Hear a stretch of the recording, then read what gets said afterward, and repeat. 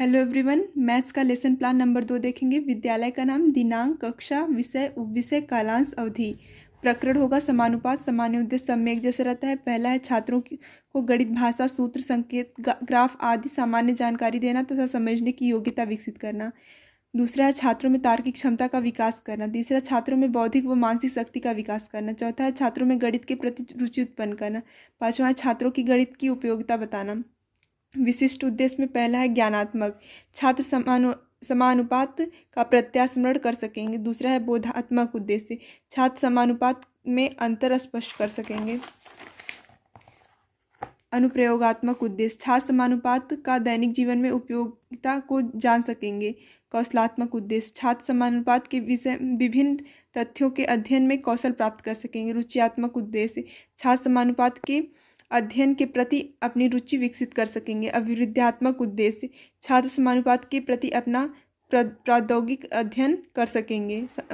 सहायक सामग्री, चाक, डस्टर, लपेट सैंपट, पॉइंटर, ग्राफ आदि।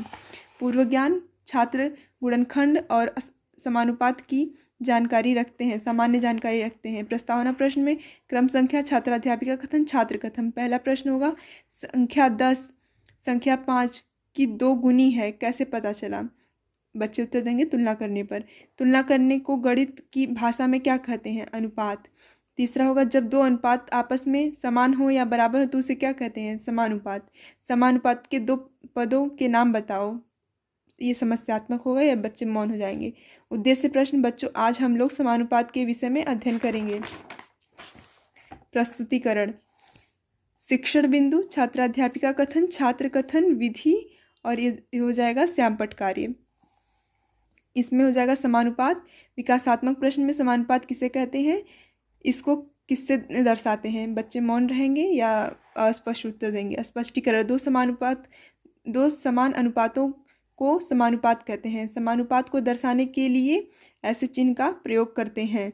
उदाहरण, हम कह सकते हैं कि 9:30 और 15:50 में समान अनुपात है। उसे हम ऐसे के रूप में लिख सकते हैं। और 9:30 समानुपात 15:50 पढ़ते हैं।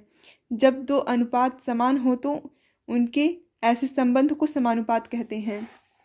यह छात्र ध्यानपूर्वक सुनेंगे। व्याख्यान व प्रदर्शन विधि है, ये श्यामपट्ट कार्य में ऐसा दर्शाएंगे। फिर दूसरा टॉपिक है समानुपात की अवधारणा। 4 राशियां होती हैं जब पहले और दूसरे का अनुपात तीसरे और चौथे के अनुपात के बराबर हो, ऐसा। प्रथम पद, द्वितीय पद, तृतीय पद, चौथा पद। छात्र ध्यानपूर्वक सुनेंगे। व्याख्यान विधि है। फिर बाह्य पद और मध्य पद, 2:4 समानुपाते 3:6। इसमें 2 और 6 बाह्य पद तथा 3 और 4 और 3 मध्य पद है, ऐसा व्यक्त करेंगे। छात्र ध्यानपूर्वक सुनेंगे। 2 × 6 = 12 बाह्य पद हो जाएगा। 3 × 4 = 12 मध्य पद हो जाएगा। फिर बोध प्रश्न, अज्ञात पद ज्ञात करो। अब इसका निकालना होगा। छात्र ध्यानपूर्वक सुनेंगे। व्याख्यान विधि है और यह श्यामपट्ट कार्य पे करके बताएंगे। इसको निकाला जाएगा। फिर मूल्यांकन प्रश्न, समानुपात की परिभाषा बताओ। दूसरा हो जाएगा 4:6 समानुपाते 8:12 में बाह्य पद और मध्य पद कौन से हैं? गृहकार, समानुपात के कितने प्रकार होते हैं? फिर ये भी हो जाएगा अज्ञात पद ज्ञात करो। सुझाव, सहपाठी हस्ताक्षर और पर्यवेक्षक हस्ताक्षर। धन्यवाद।